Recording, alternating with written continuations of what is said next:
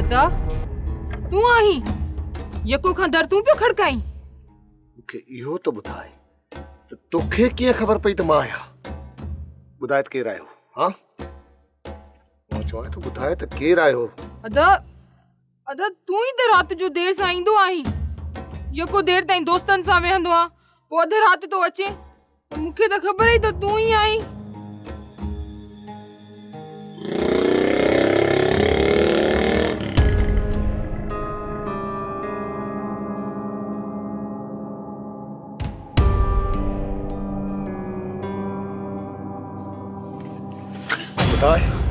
ॿुधाए त केरु हो? अदा मूंखे न आहे ख़बर।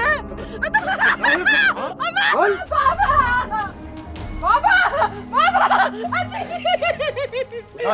ॿुधाए त केरु हो? चाहे चौथो मारी भेण के छा ॻाल्हि आहे? संभाल पंहिंजी लाडली खे। जवान धीअरूं घर में विहारींदे त इहो ई हशर थींदुई। ख़ामोश। चौथो पंहिंजी इज़त जो जनाज़ो कढी चुप कर। अदा मूंखे न आहे ख़बर केरु हो। बाबा कसम सां मूंखे न आहे ख़बर।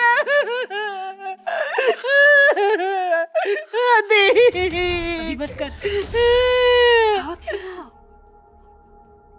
गुरड़न दे हवाले नादर लेट कई किथे पकड़जी त कोन पियो।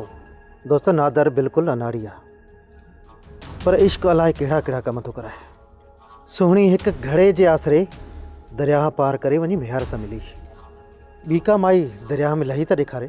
अल्लाह करे त कामयाब थी मोटे, मुखे में त कान थी लॻई। गुल लगे तो आशिक पुट खाली मोटिया दई। नादर खान अकेलो आयो ही, छोकरी किथे आ? यार गुलण छोकरी जो भाव थी वियो, इन्ही करे मोटी आयसि।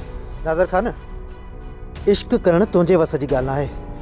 इश्क करण जे लाइ दरिया दिलि खपे। दरिया तुंहिंजे सीने में न झिरकी जी दिलि आहे। ही कम तुंहिंजे वस जी ॻाल्हि नाहे।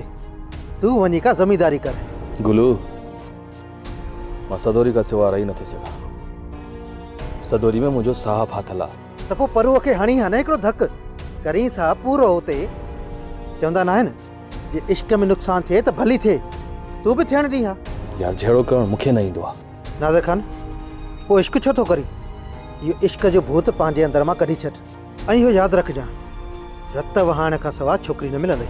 महबूबनि सां मुंहिंजो प्यार आहे ऐं महबूबनि ते मुंहिंजो हक़ आहे गुलण साईं। नादर खान हक़ घुरण सां नाहे मिलंदो, हक़ खसे वठिबो आहे।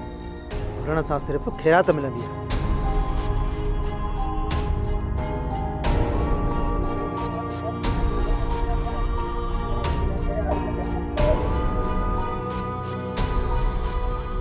हाणे छॾियो उन्हनि ॻाल्हियुनि खे। राति घणी थी वई आहे, निकिरण जी कयो।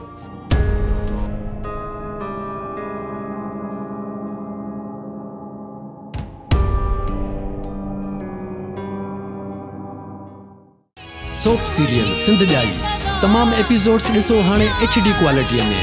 विजिट करियो असांजो YouTube channel Sindh TV HD drama. Subscribe कयो असांजो official YouTube channel Sindh TV HD drama ऐं वधीक अपडेट लाइ बेल आइकन खे क्लिक करियो।